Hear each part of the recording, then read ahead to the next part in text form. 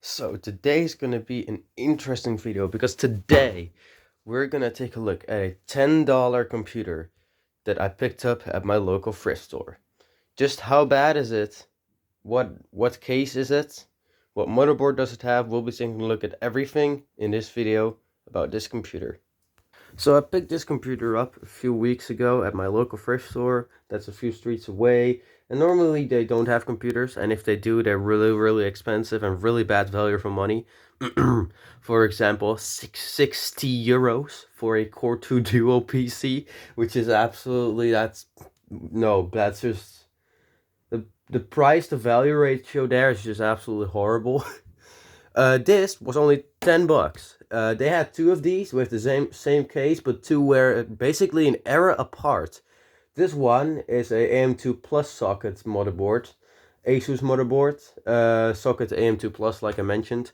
And they had another one which was LGA 1155, so like third gen, which is basically third gen Core i processors and like Pentium and Celeron and blah blah blah, which was also Asus. They were both Asus.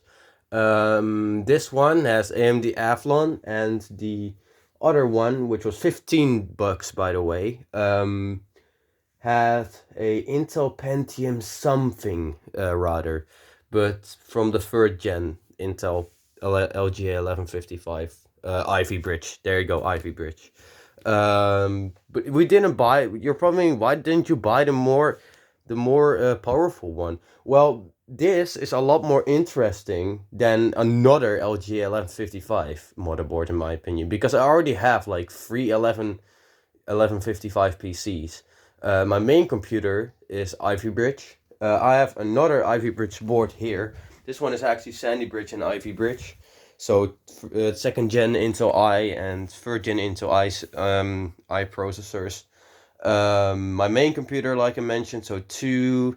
My parents' old computer is LG 1155, so that's like three motherboards already. That one is broken, but it still counts. So yeah, I want something more interesting, little older, little cooler. This one is from 2008, 2009. This thing is from. It's a bit similar to the Asus P5N-MX, which is my parents' old PC. This one has issues as well, but this one is from 2006 and uses Intel Core 2 Duo processors. It's socket 11. No, sorry, it's socket 775. So it's a bit older than this, but not by that much. And this is AMD. So yeah, enough rambling. Let's take a look at the I/O. So at the front, we basically have this SD card reader, which has, let me see. Sorry about that. M2. That's not M.2. I don't know what that is. That's like, I think that's like Sony or something. That's like, what are those called? Those proprietary Sony cards or something. It says XD because, well, this is super funny, you know. I don't fucking know what that is. You got a CF card. You got CF card. I do have like one CF card laying around. Compact flash. You have an activity and power LED, which the power LED is a little annoying. Yeah, that's for your Sony stuff. So MS and MS Pro, MS Duo. I have a couple of those.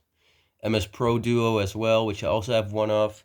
And it has a micro SD card slot, which is super nice because if you want to like flash custom ROMs on Android devices, which I sometimes do, sorry, it's really annoying if you have to use adapters. So you don't have to use adapters with this computer. You can just pop in the SD card and go. So that's really nice. You also got an extra USB port. I don't know if it's 1.1 or 2, but I'm guessing it's 1.0, guessing by, well, that it's white. On this side, we have the actual I/O, which is really awkward. Because imagine having this PC on the left side of you, like it will be facing like this. You had to reach all the way to here to get to the USB port, which would be really annoying. So what do we have here? We have two USB 2 ports, which both work. You got a mic jack and a headphone jack. And the side of the casing, let's take a look at the airflow of this. So let's turn on the flash. We got these 5 vents, for the hard drive and the CD-ROM. You got this vent, which is basically for the fan, for the CPU, and you got this extra vent here. So overall, the airflow in this is kind of decent. It's a bit better than, well, I don't know. It's probably on par with this case, which has one of those old school soccer things. What are they called? It has one of those giant tube things that goes over the CPU cooler, so the air is like directed to the side there, as you can probably see. And it has one vent down there as well. So it's probably on par with that. I don't think these vents do that much. So it's probably on par with that. It's pretty alright. Far from as good as my main computer, which has like two fans at the front, one at the bottom, one there.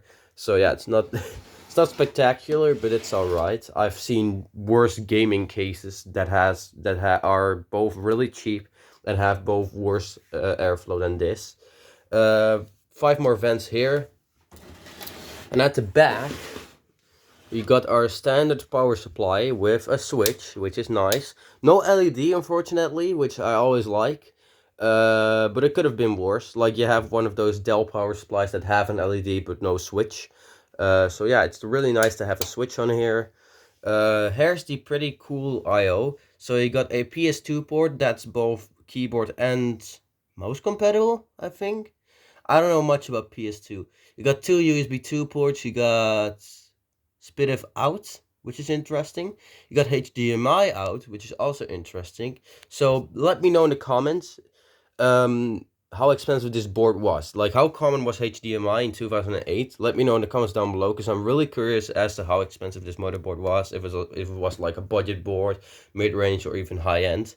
I'm guessing mid-range by the I/O and the inside. You got a DVI port and a VGA port. This has onboard NVIDIA GeForce 7050 graphics, which I haven't tested yet, but I'm having trouble getting the drivers installed as of yet. So yeah, we'll take a look. I'll maybe get that to work, but I don't know.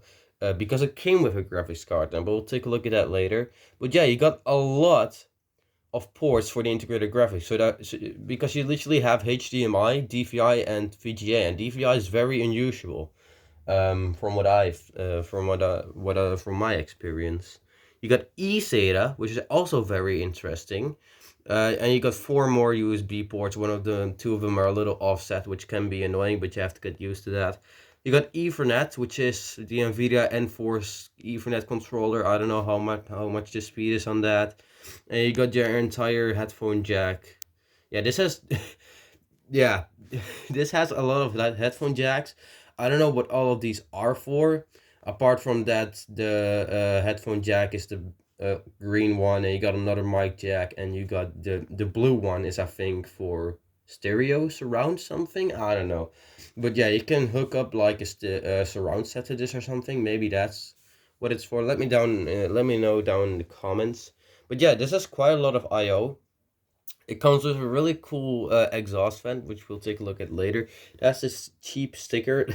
Yeah, this is quite a cheap case. I've seen cases before that sticker, so I don't know. This is a pretty poor quality case, and you'll find that out pretty soon. So yeah, you got a graphics card, which we'll take a look at later, which model it is, what brand, blah blah blah, etc. That has HDMI. Yeah, HDMI there, DVI, and VGA. And it's missing one of the things because otherwise it wouldn't fit. So yeah, enough rambling. Let's take the side panel off and reveal its secrets. And it comes with 2 thumb screws, which is nice because then you don't have to use a traditional screwdriver. Yeah, as you can see, everything is a little flimsy.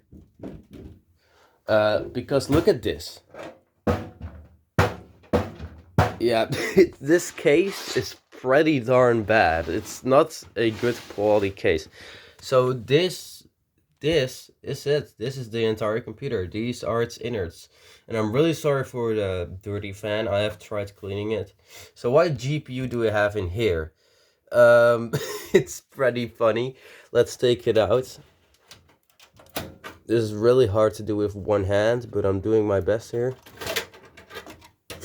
This, as you can probably see, is a GT210. And this is not just a GT210, this is the worst GT210 there is, which is the 512 megabyte DDR2 version. It does have a fan, don't worry. I took out the fan and I can't get it back in. The fan is right here. It's a pallet. GF210. No, it's a GeForce 210. 512 megabyte DDR2. It does run very hot without the fan.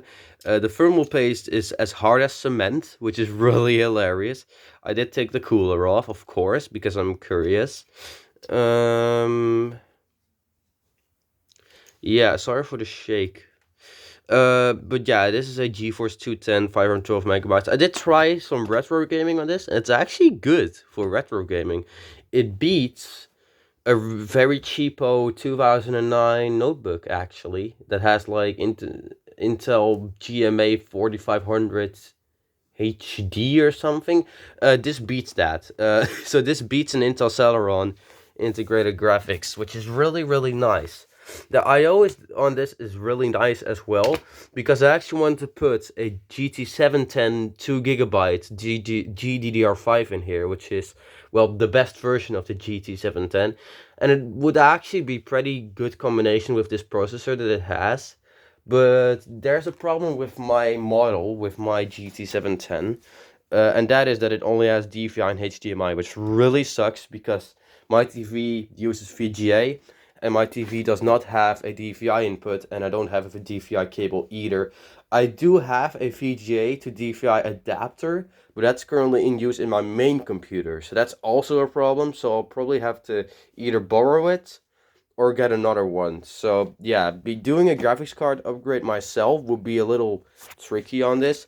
But one of my friends has a Asus GTX 650, 1GB, that does not utilize PCI Express, which this power supply does not have, and it does have VGA, and we can put that in there, but it will be a little bit too harsh on the CPU. So yeah, anyways, enough on the graphics side of things. So we get a free Molex to SATA adapter, which is really nice. It did not come with a hard drive. It came with everything. Like, it came with RAM, it came with power supply, it came with everything except for a hard drive, so I just put my own one in there. I tried a SATA Toshiba drive. I did not have any 3.5-inch drives laying around, so I just tried 2 laptop drives. One of them corrupted, the other one was incredibly slow. So what I did is I actually had a IDE hard drive from a broken computer in the P5 NMX, which is also broken. So I just put that in here with an IDE, and it works completely fine. It didn't work fine the first time, but now that I've disabled the SATA and the BIOS and stuff, it works completely fine. I had a lot of issues getting Windows on this, and when I put this drive in there with Windows 10, it didn't work. I had to reinstall it, and then it worked. So it's a little weird. It took quite a lot of time. It took several days, but I now have Windows 10 on here with all the drivers, and it works pretty well. This hard drive is pretty quick because it's as good as new, according to Crystal Disk Info. So yeah, that's really excellent, because I didn't know I still had this drive laying around. I thought I just had it in a bin or something, but no. So yeah, 160 gig Barracuda 7200 RPM IDE. It did come with a DVD, CD-ROM player, DVD, blah blah blah blah blah blah. Let's take a look. It did come with the Super Write Master Speed Plus Plus. Let's just call it that. It came with a DVD player, IDE DVD player, which kind of sucks, but hey, at least we have all the SATA ports free. And why that's a good thing is because I'll be switching this DVD player out for basically the exact same model except SATA. Because I'm taking out the DVD player in my main computer and be replacing it with a different one for aesthetic reasons. So yeah, it'll be replaced soon, but it makes a little noise when you turn it on. So yeah, let's take a better look at the components. So what CPU do we have in here? This is actually a really good part of this. This might be an AMD Athlon, but it's actually a decent one. This is a 7850 Black Edition. So it's overclockable since it's Black Edition. And it's actually quite decent. It beats my old Dell. I had like an old Dell Optiplex 780, like a small form factor PC. It originally came with a Pentium E5400, and it's pretty much destroys this. It's a lot better than that. It's also better than the E5800, which was really good at overclocking. It does overclock, but it doesn't go that far. I only got it to 3.1 gigahertz. If you go any further than that, it can randomly reboot in Windows. So, but yeah, that's nice. It does overclock, and it's better than a Pentium. However, I did a CPU upgrade on a Dell Optiplex 780 before I gave it to a friend. I basically swapped it out for a Core 2 Duo E8200. This does not beat that, but it's really, really close. It's basically just as powerful with the overclock. It's like 4% weaker than a E8200, but keep in mind the E8200 has a crazy turbo boost up to 3.5 gigahertz. But in the Dell that I put it in, it didn't even hit that. So this might as well be better than that. So yeah, this has AMD Athlon 7850 Black Edition. So it's a pretty good CPU. It's pretty darn good for retro gaming. And yeah. So the motherboard in this is a Asus M2N86-VM, which, well, doesn't say much to me. Because I've always used this one, which has a P5N-MX inside, which is a cheaper board. This is, I think, full ATX. I'm not 100% sure. Let me know in the comments. This one is ITX, I think. It's smaller. And actually, this is probably the best part in terms of value for this PC. It came with 8 gigabytes of RAM, which is really, really good. The other PC, though, was $15 with the Pentium. That one only had 4 gigs. But I have a lot of DDR3. I could have easily put like 16 gigs of RAM in there, a better CPU. I have a lot of parts from that era, from 2012. So like Intel processor. I have like 2 processors. I have like a 2nd gen i3 and I have a 3rd gen i5 laying around. So yeah, this is a lot more interesting in my opinion than that one. Let's take out the RAM, because the RAM is actually interesting.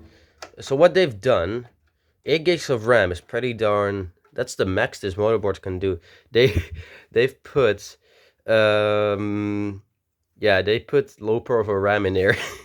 My friend and I really laughed at this because it looks really funny. So this is a Kingston stick. That's, I think, 2 gigabyte. The second stick is also low profile, which is another Kingston. The third stick, man, this thing is absolutely filled when it comes to RAM, isn't it? The third stick is a full-size Corsair Value Select. These sticks are pretty good. These are pretty good. Corsair is good, you know. They make good stuff. And the last stick, which is the hardest to take out. Yeah, it's a Value Select as well, as you can see. I'm not going to take it out because, well, it's a little hard. Let's put everything back in.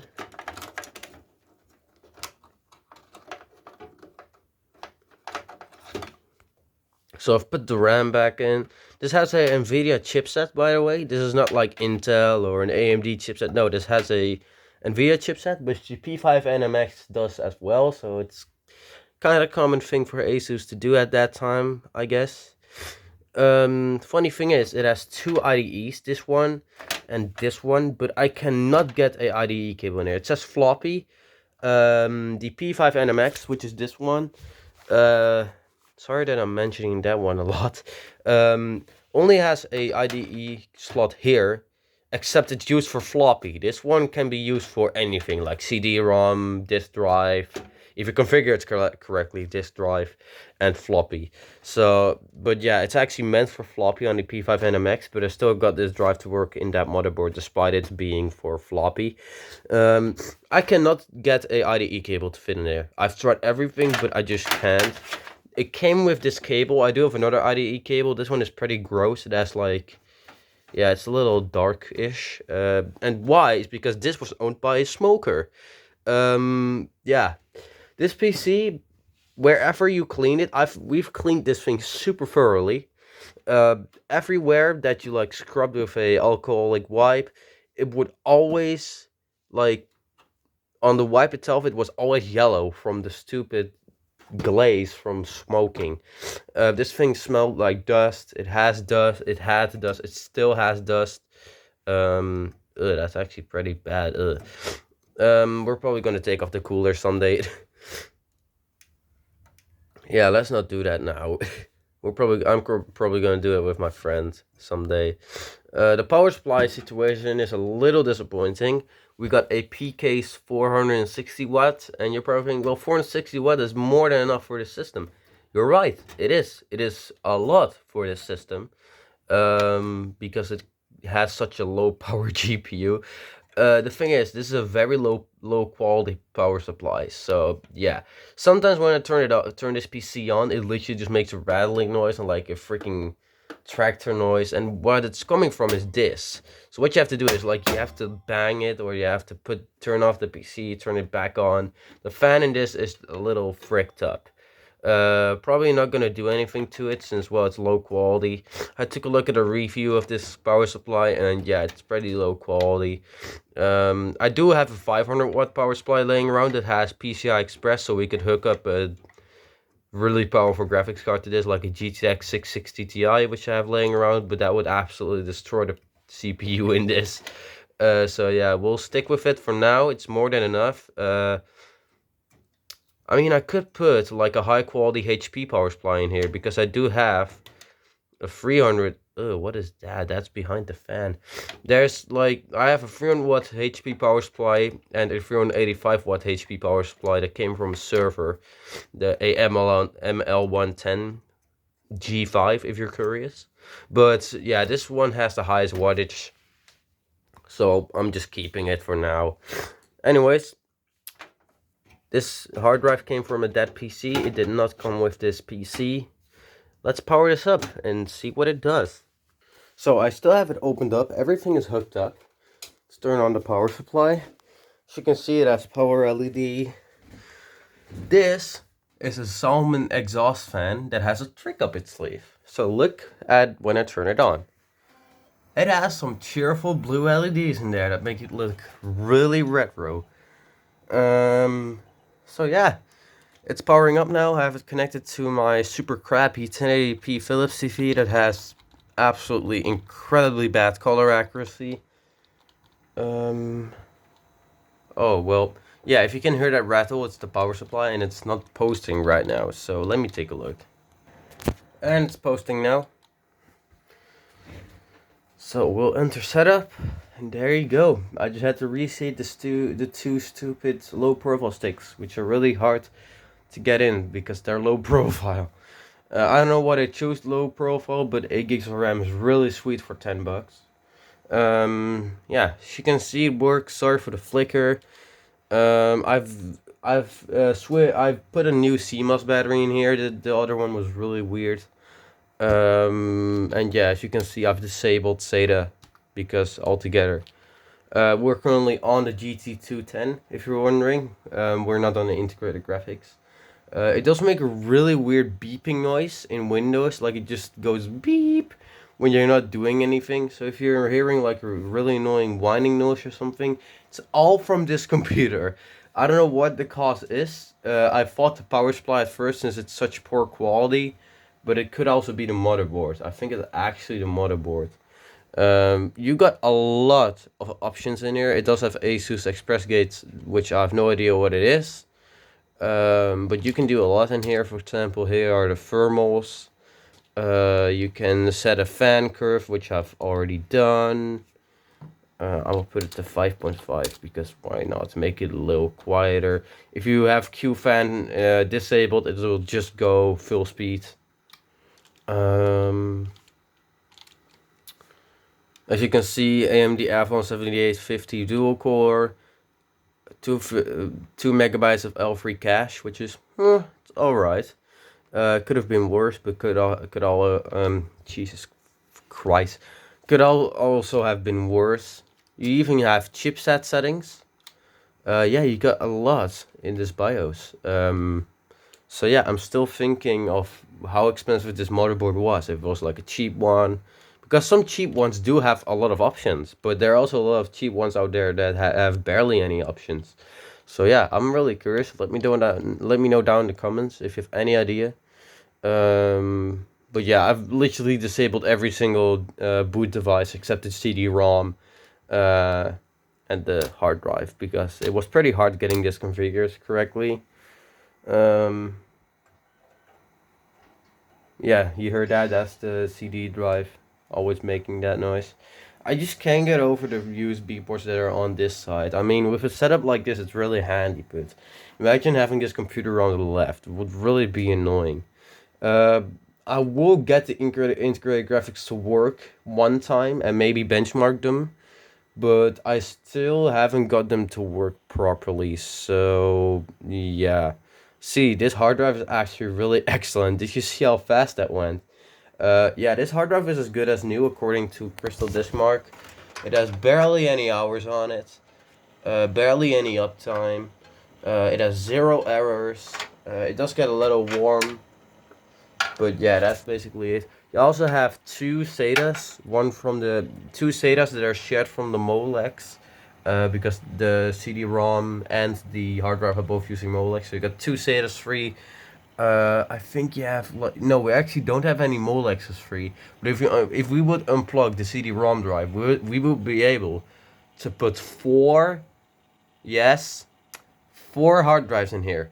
Maybe even 5, but it only has 3 SATA lanes, which is a little funny in my opinion, because most of the time they only have 2 or 4. Most of the time 4, but this one has 3, which is a little weird in my opinion. You know what? Let's actually take a look at the P5 NMX. So this is what I meant by air sucker thing. It looks really weird, but it has one of those. This is actually a more rigid feeling side panel. This is a case, branded case. But yeah, as you can see, the motherboard is really small. It has 4 SATA ports, which is weird because this is an older motherboard. It has only 2 RAM slots, which one of them is kind of faulty. No, it's not the yellow one with the broken off clip. It's actually the black one. The cooler is mounted the wrong way because I swapped the CPU that was in here to a weaker Pentium because I want to use this CPU in a computer that I was actually going to use.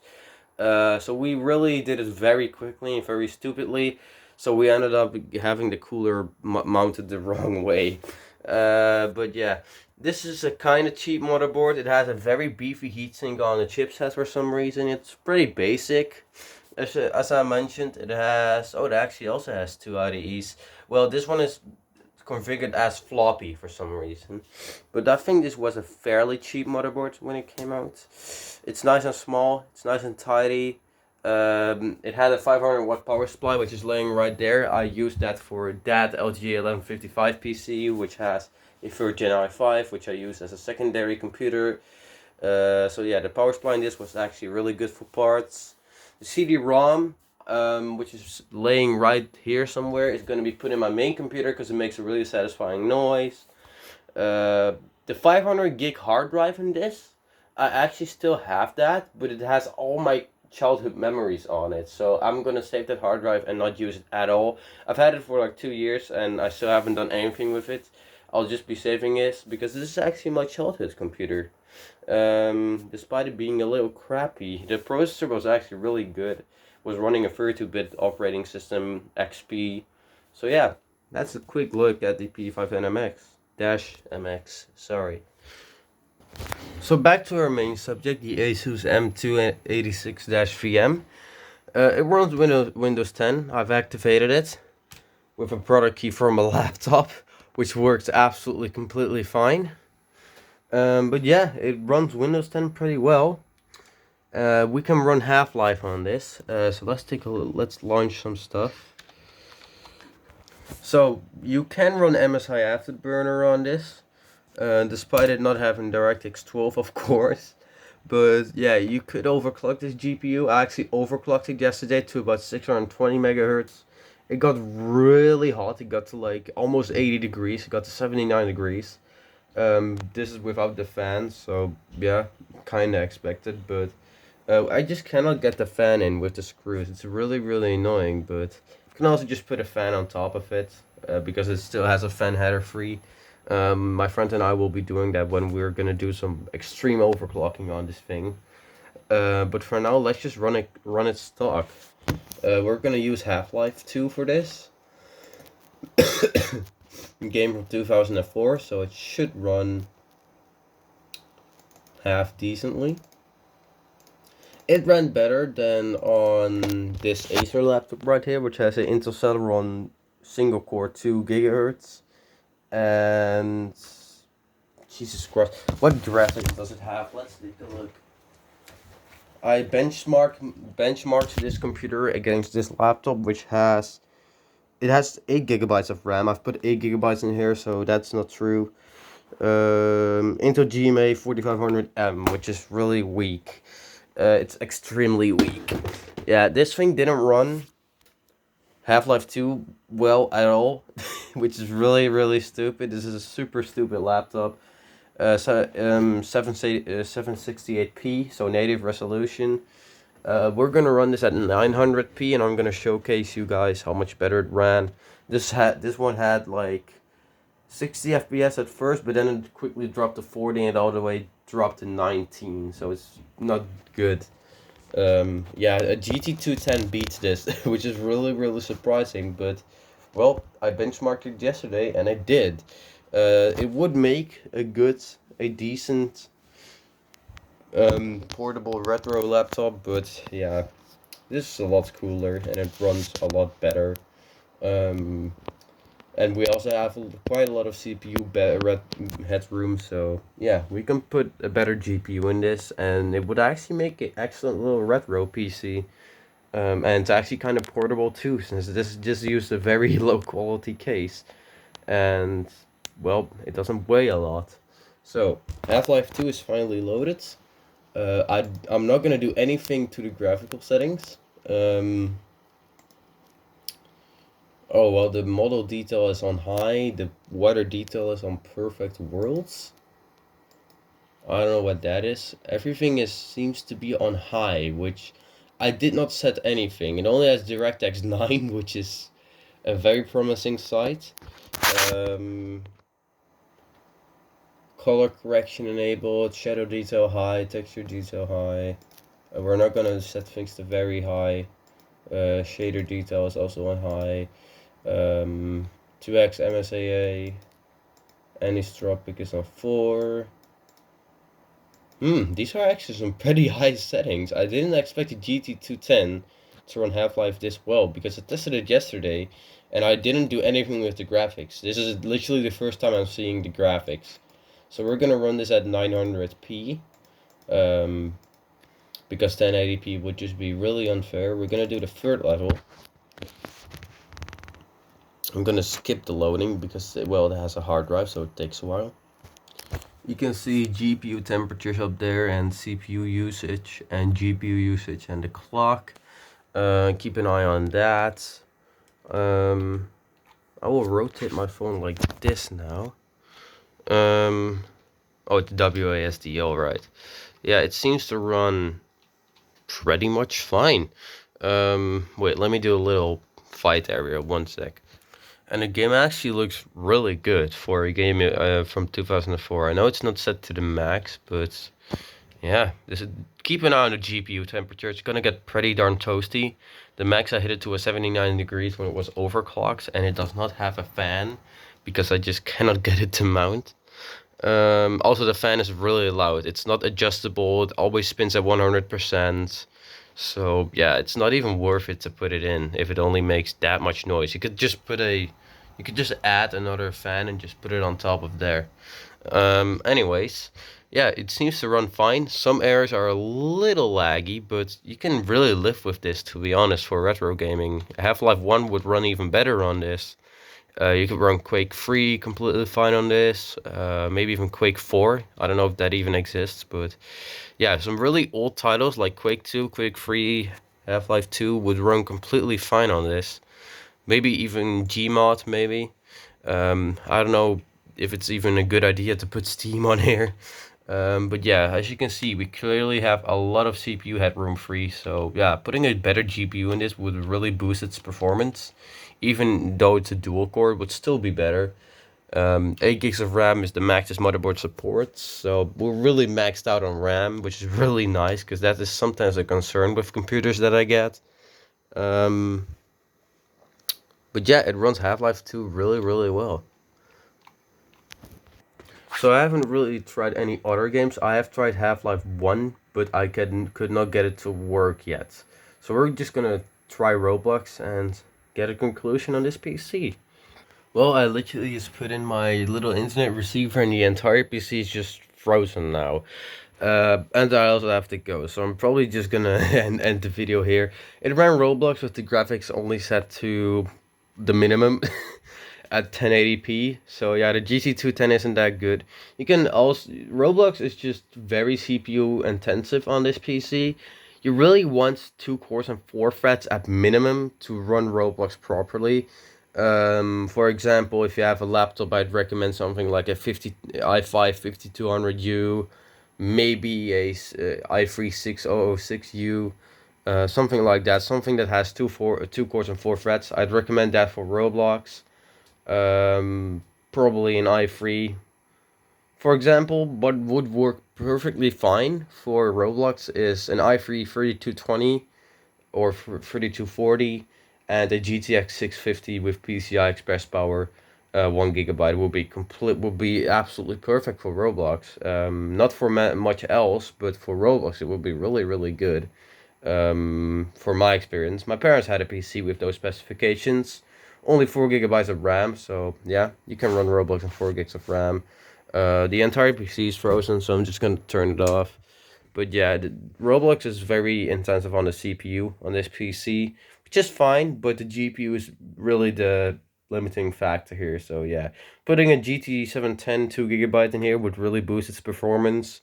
I don't have a GT 1030. I don't have any other cards. I had a GT 650, GTX 650, sorry, with PCI Express power, except my dad actually wanted to put it in his main PC, so I don't have that one anymore.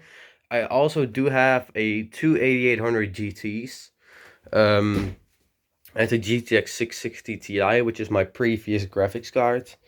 But they would all not work in this because, well, would have to upgrade the power supply to that one behind there, and that one is currently in use for that secondary PC. So yeah, I'm kind of stuck with this, but I could put my friend's non-PCI Express GTX 650 in here.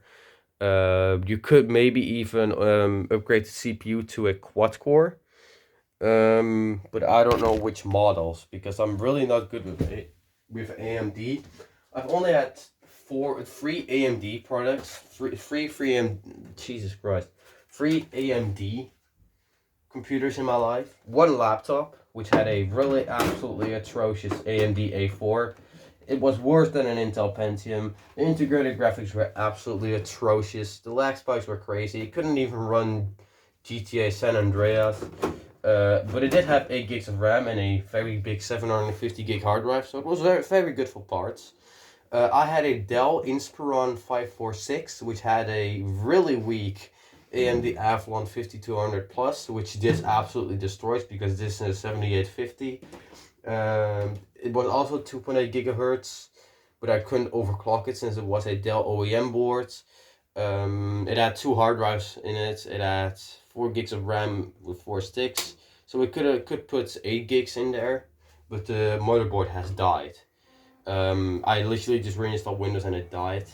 I still have it, but it's just dead.